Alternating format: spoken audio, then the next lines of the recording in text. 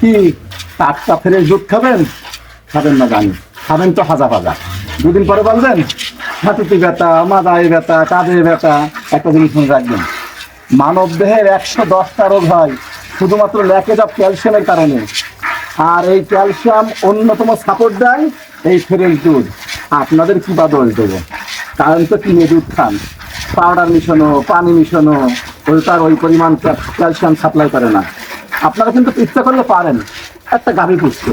বাড়ির যে মাড়, মানে ভাতের মাড়, সবজির যে অবশিষ্ট খোসা, এইগুলো খাওয়ালেই কিন্তু একটা গাভী পালন করা যায় এবং ফ্রেশ দুধ খাইতে পারেন। আর আবার অনেকে বলে না আমি দুধ খাবো না, আমার গ্যাস্ট্রিক হয়, আমার হজম হয় না, এই সেই। অথচ কেক, পাউরুটি, আইসক্রিম খুব ভালো লাগে, তার শরীরটাকে পেশ মেরে দেয়। এর সাথে কথা বলি, শুনুন, শরীর ভালো আর সব ভালো। সুতরাং শরীরে যত্ন করুন, দুধ খান, পুষ্টিকর খাবার খান। শরীর ভালো থাকলে সব ভালো থাকবে। সবাইকে ধন্যবাদ।